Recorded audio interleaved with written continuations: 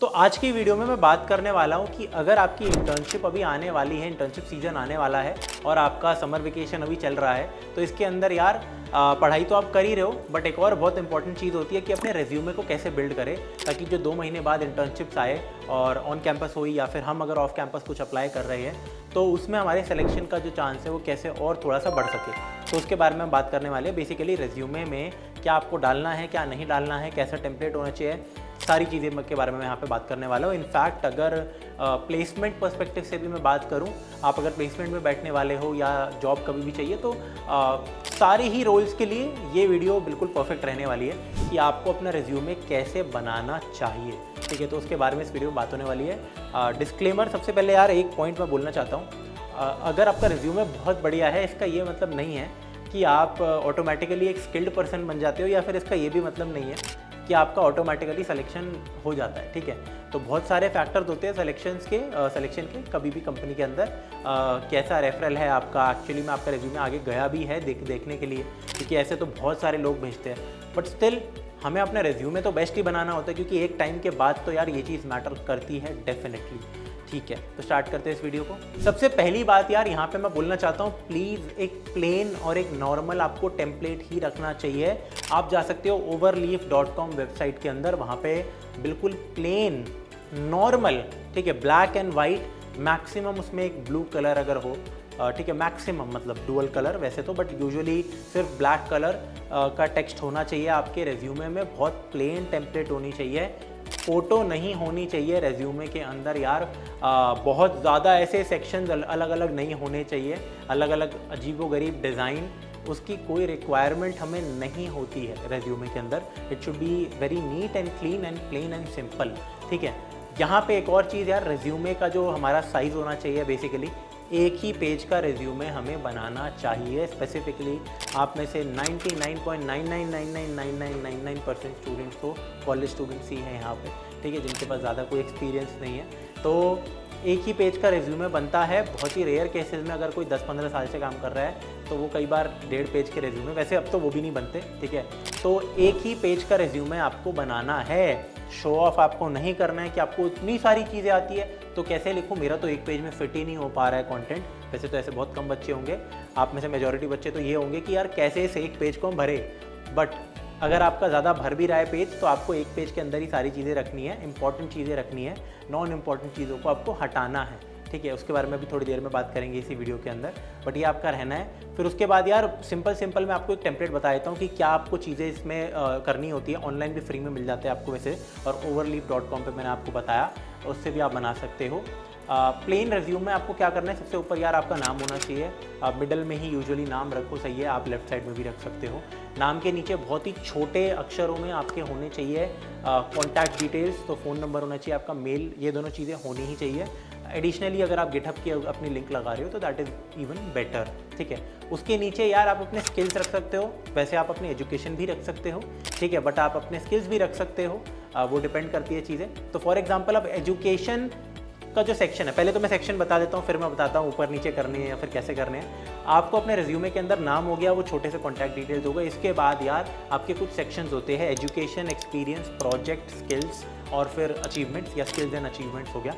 इनके अलावा यार आपको कोई और एक्स्ट्रा सेक्शन बनाने की रिक्वायरमेंट नहीं है, अनटिल अनलेस आपके पास कुछ अलग सा ही हो। ठीक है, तो यही 4 से 5 सेक्शंस आपके रहने वाले हैं। इनमें से अब सबसे ऊपर कौन सा आएगा, बाद में कौन सा आएगा, उसके बारे में बात करते हैं। देखो, अगर आप एक अच्छे कॉलेज से हो, आप एक अच्छे IIT NIT टाइप से हो, Tier 1 कॉलेज से हो, और उसमें भी अगर आपकी CGPA बहुत बढ़िया है तो आप अपने एजुकेशन सेक्शन को सबसे ऊपर रख सकते हो। अगर आप एक नॉर्मल कॉलेज से, उसमें भी अगर आपके नंबर अच्छे आए हैं और CGPA अच्छी है और आपके अगर जो 12th की नंबर है वो भी अच्छे हैं, तो आप अपनी एजुकेशन को रख सकते हो। बाय द वे, एजुकेशन के अंदर आप बस अपने कॉलेज की डिटेल्स और क्लास 12th कहाँ से की है आपको वो रखना है। 10th डालने की आपको इतनी रिक्वायरमेंट नहीं होती है, आप 10th को डाल सकते हो। आपका अगर आपका रिज्यूमे इतना बड़ा नहीं बन पा रहा है, एक पेज आधा पेज हो पा रहा है, पेज आप फिल नहीं कर पा रहे हो, तो आप 10th की एजुकेशन भी डाल सकते हो उस केस में। ठीक है, फिर इसके बाद करते हैं कि अगर ये सब चीज़ें आपकी ढंग की नहीं है तो आप स्किल्स को सबसे ऊपर रख सकते हो। ठीक है। स्किल्स में आपको क्या लिखना है कि यार आप किस प्रोग्रामिंग लैंग्वेज में, फॉर एग्जांपल इसके बहुत सारे टेम्पलेट होते हैं कि हम इस पर्टिकुलर C++ है, जावा में प्रोफिशिएंट है, दूसरी लैंग्वेज में हम बढ़िया है, तीसरी में हम बहुत ही ज़्यादा बढ़िया है, ऐसे ऐसे करके। या फिर मैं पर्टिकुलर जैसे मेरे स्किल सेट्स में जैसे फॉर एग्जांपल अगर मैं डालूँ कि रिएक्ट है, C++ है, जावा है, डेटा स्ट्रक्चर एल्गोरिदम्स है, ठीक है। तो अपने जो भी आपके स्किल्स है, ठीक है, वो आपको यहाँ पे डालने होते हैं। किसी टेक स्टैक पे अगर आप बढ़िया हो किसी पर्टिकुलर डेटाबेस पे, तो वो भी आप स्किल्स के अंदर, स्किल्स के सेक्शन में डाल सकते हो। एडवांस मैथमेटिक्स जैसी चीज़ें भी आप स्किल्स के अंदर डाल सकते हो, ठीक है। एंड ऑब्वियसली अगर आपका नॉन टेक्निकल प्रोफाइल है और उसके लिए आप देख रहे हो इस वीडियो को, तो वहाँ पे भी अपने आप प्रॉपर स्किल्स डाल सकते हो। टैबल्यू जैसे आपको आता है तो वो आप वहाँ पे इंसर्ट कर सकते हो, ठीक है। एजुकेशन बता दिया, स्किल्स बता दिया। अब आ जाता है यार, मैंने बोला था एक्सपीरियंस, बट भैया काम ही नहीं किया है तो एक्सपीरियंस कैसे आएगा? और बिना एक्सपीरियंस के जॉब नहीं लगती, मतलब ये तो फंस गए हम इस चीज़ में। तो देखो ऑब्वियसली इंटर्नशिप अगर आप कभी भी स्पेसिफिकली ऑन कैंपस इंटर्नशिप में जा रहे हो या इवन ऑफ कैंपस की भी पहले इंटर्नशिप में जा रहे हो, तो इट इज़ 99% केसेस में इट इज़ अंडरस्टूड कि कोई एक्सपीरियंस आपके पास नहीं होगा। अगर देखो मैं आपको पहले बता देता हूँ कि अगर एक्सपीरियंस नहीं भी है, ये पूरा सेक्शन आप हटा सकते हो इंटर्नशिप के लिए। बट अगर आपका कुछ ऐसा एक्सपीरियंस है कि आपने अपने फर्स्ट या सेकंड ईयर के अंदर छोटी मोटी ये वाली इंटर्नशिप की है, टीचिंग असिस्टेंट की इंटर्नशिप भी की है, कोडिंग पढ़ाने के लिए, उस पर्टिकुलर चीज़ को पढ़ाने के लिए, अगर जो चीज़ आप जो स्किल आप सीख रहे थे उसी को अगर आपने ट्यूटर कभी किया है, तो डेफिनेटली उसकी अगर आपने कोई इंटर्नशिप कर रखी है तो उसको आप लगा सकते हो अपने एक्सपीरियंस में, वो सही रहता है। एक चीज़ यहाँ पे मैं बोलना चाहता हूँ, मेजॉरिटी कॉलेज के स्टूडेंट्स क्या करते हैं, वो छोटी मोटी इंटर्नशिप्स कर लेते हैं कंटेंट राइटिंग की या फिर कुछ और कर लिया। मान लो किसी ने ग्राफिक डिज़ाइनिंग में कोई इंटर्नशिप कर ली, वो अप्लाई कर रहा है किसी टेक कंपनी के अंदर, उसने अपने एक्सपीरियंस में डाल दिया यार मैंने ये कंटेंट राइटिंग की थी 3 महीने। It is useless, in fact it is not a good thing, ठीक है।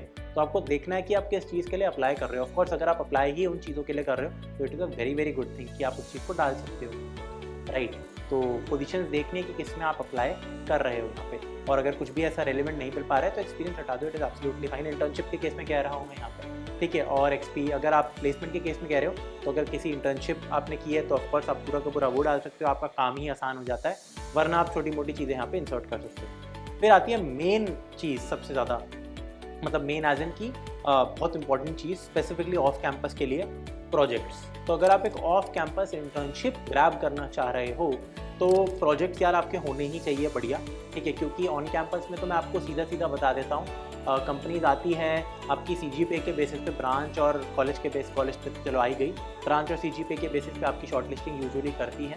जो आपने कोडिंग टेस्ट दिया होता है, ज़्यादा मैटर बिल्कुल भी नहीं करता है कि आपका रिज्यूमे में क्या है, बहुत ही रेयरली ऑन कैंपस में मैटर करेगा, लेकिन ऑफ कैंपस में ये मैटर डेफिनेटली आपका करेगा, ठीक है। बेसिकली किस चीज़ के लिए हेल्प करता है, अगर आप एक रेफरल भी ले रहे हो तो पहली बात तो कोई अगर आपको रेफरल दे रहा है तो वो भी एक बार के लिए देखेगा कि आपका रिज्यूमे कैसा है, ठीक है। तो प्रोजेक्ट्स इसमें आपके होने चाहिए। अगर आप 2 से 3 प्रोजेक्ट लगाते हो बहुत ही अच्छी बात है यार, काफ़ी सही रहता है प्रॉपर अगर प्रोजेक्ट बनाते हो। अगर ज़्यादा उससे आपको जल्दी आइडियाज़ नहीं आ पाते हैं, इवन अगर आप क्लोन्स बनाते हो लेकिन समझ के बनाते हो ना यार, तो वो भी यार हेल्प करेगा डेफिनेटली इंटर्नशिप के रिज्यूमे के सेंस में। अगर मैं यहाँ पे बोलूँ तो definitely these are good things. ये आ गया प्रोजेक्ट्स को एजुकेशन के ऊपर रखना है। अगर आपका एजुकेशन सेक्शन वीक है, बढ़िया कॉलेज नहीं है, बढ़िया नंबर्स नहीं है एंड सो ऑन, तो प्रोजेक्ट्स और अगर आपके सही है तो उसको सबसे ऊपर रख देते हैं, ठीक है। तो स्किल्स को और ऊपर रख सकते हो, बट आपकी चॉइस है वो वाली चीज़, ठीक है। फिर इसके बाद हमारा आ जाता है कि अचीवमेंट्स वाला सेक्शन। वैसे तो स्किल्स अचीवमेंट्स एक साथ भी रख सकते हैं, बट अलग ही रखा करो यूजुअली। एकेडमिक अचीवमेंट्स करके आप सेक्शन उसके बाद बना सकते हो। ये स्पेसिफिकली यार एक फिलर की तरह काम करता है इंटर्नशिप में। अगर कभी इंटर्नशिप के लिए आप रिज्यूमे बना रहे होते हो, क्योंकि यूजुअली हमारे पास इतने प्रोजेक्ट्स नहीं होते, एक्सपीरियंस तो होता ही नहीं है, तो सेक्शन हमारे खाली हो गए। सिर्फ स्किल्स और एजुकेशन से हम कितना ही भर पाएंगे अपने रिज्यूमे को। तो डेफिनेटली यार अचीवमेंट से भी आप अपने रिज्यूमे को थोड़ा सा भर सकते हो, ठीक है। और बढ़िया अचीवमेंट्स ही लिखना। अचीवमेंट्स में आप डेफिनेटली लिख सकते हो आपके कुछ, अगर बहुत आपने कभी अपनी सिटी में, आप अपने शहर के टॉपर अगर कभी थे, या किसी पर्टिकुलर चीज़ में आपकी अच्छी रैंक्स हैं, अगर आपकी रेटिंग्स अच्छी हैं ऑनलाइन कोडिंग प्लेटफॉर्म्स में, बहुत सारे क्वेश्चन सॉल्व कर रखे, ये सारी चीज़ें, तो आप वो डेफिनेटली यार यहाँ पे डाल सकते हो। कोई आपने पार्टिसिपेट कर रखे किसी कंपटीशन में, कोई हैकाथॉन जीता है या पार्टिसिपेट किया या कुछ आया है, वो भी आप डेफिनेटली अपनी अचीवमेंट्स के अंदर इंसर्ट कर सकते हो। That is a good thing. तो ये हो गई हमारी यार मेन चीज़ें। इसके अलावा कुछ एक्स्ट्रा नहीं लिखना आपको, ये आपका रिज्यूमे हो गया। अब बात करते हैं इसमें छोटी मोटी चीज़ों की, करेक्शंस की, ठीक है। तो यहाँ पे सबसे पहली चीज़ आती है, जैसे मैं सेक्शंस की बात कर रहा था, education section, skill section, achievement section, project section, experience section. यहाँ पे कभी भी आपको यार बहुत ज़्यादा पैराग्राफ स्टाइल में चीज़ें नहीं लिखनी होती, पॉइंट्स के स्टाइल में लिखनी होती। तो आपको पॉइंट्स ही बनाने होते हैं। ऑफकोर्स एक पॉइंट आपका 3 लाइन का भी कई बार हो सकता है, बट बहुत ज़्यादा इंक्रीज मत करना, पूरा का पूरा आपको पैराग्राफ नहीं लिखना, पॉइंटर्स बनाने हैं, वो हमेशा ज़्यादा रीडेबल होते हैं और ज़्यादा अच्छे होते हैं, वही सेंस बनाते हैं। दूसरी चीज़, आपको कीवर्ड्स यूज़ करने होते हैं और उनको जो भी कीवर्ड्स आपके हैं उनको आपको बोल्ड में अगर आप रखते हो तो ज़्यादा सही रहता है, उन पर नज़र पड़ती है। आपको नंबर्स का इस्तेमाल करना होता है कि फॉर एग्जांपल अगर मैं अपना एक रेज्यूमे बना रहा हूँ टीचिंग के पर्सपेक्टिव से, तो मैं बोलूँगा कि यार I have taught millions of students, तो मैं मिलियंस नहीं, मैं एक्जैक्टली ऐसे लिख दूंगा आई हैव टॉट 2 मिलियन। ठीक है, तो 2 मिलियन को मैं ऐसे बोल्ड कर दूंगा, या 1 लाख को, या 1 के आगे बहुत सारे जीरोस लगा दिए, 50,000, 10,000, ये नंबर वो नंबर, 9 आउट ऑफ 10, मतलब ऐसे नंबर्स को भी आपको बोल्ड करोगे और अगर शो करोगे तो बहुत सही रहता है, अच्छा इम्पैक्ट ये क्रिएट करता है। और अगेन मैंने आपको बताया था कि यार यहाँ पे आपको फोटो नहीं रखनी है, आपको एक ही पेज का रेज्यूमे बनाना है। एंड लास्टली यार एक ATS नाम की चीज़ होती है, तो कंपनीज में भी यार ये चीज़ चलती है हमारी, ठीक है। तो हमारा पूरा ट्रैक होता है रेज्यूमे अच्छे से और देखा जाता है, कई बार तो उसी से छट जाता है, आप रेज्यूमे भेजते हो तो ATS से ही वो दूसरे एंड से शॉर्टलिस्ट हो जाता है, शॉर्टलिस्ट आ जाती हट जाता है वो, ठीक है। तो आगे प्रोसेस में नहीं जाता, फिर देखा ही नहीं जाता। तो ATS फ्रेंडली बनाना अपने रेज्यूमे को, आप ऑनलाइन सर्च करोगे आपको आराम से पता लग जाएगा, कोई दिक्कत नहीं आएगी। इन जनरल आप अपने रिज्यूमे में वो सारी चीज़ें डालना, फॉर एग्जांपल आप एक पर्टिकुलर जॉब ओपनिंग में ही अप्लाई करना चाह रहे हो, कि मान लो आप किसी जॉब ओपनिंग में अप्लाई करना चाह रहे हो जहाँ पे एंड्रॉयड का रोल है आपका, ठीक है, तो एंड्रॉयड डेवलपर का रोल है वो, तो आप फिर वही वाले स्किल्स डालो कि हाँ यार मैंने एंड्रॉयड डेवलपमेंट भी कर रखे, तो वो चीज़ें भी डालनी ज़रूरी होती है जिस रोल के लिए आप अप्लाई कर रहे हो। तो इसी से मेरा लास्ट पॉइंट आ जाता है कि डिफरेंट कंपनीज़ के लिए आप ऐसे डिफरेंट सेट ऑफ रेज्यूमेस बना के तैयार रख सकते हो डिफरेंट रोल्स के। तो आई होप आपको यार समझ आ गया होगा, काफ़ी बेसिक चीज़ें होती हैं, इन सब चीज़ों को बस आपको फॉलो करना है। एंड कोई और रॉकेट साइंस नहीं है, ज़्यादा नहीं घबराना कि भाई रेज्यूमे में और क्या करना है, सिंपल है। बट वही है कि कुछ कुछ चीज़ें मेक श्योर करनी है कि 2 पेज का नहीं रखना और सिंपल रखना है, ये सब चीज़ों को आपको मेक श्योर करना है, ठीक है। तो आई होप इस वीडियो से आपको ये इन्फॉर्मेटिव लगी हो। कमेंट्स में डेफिनेटली बताना कि अगर आप एक कोई भी ऐसी चीज़ आपका पर्टिकुलर रेज्यूमे में मिसिंग था और ये वीडियो देख के आपको वो समझ आया होगा, तो कमेंट करके ज़रूर बताना। बाय।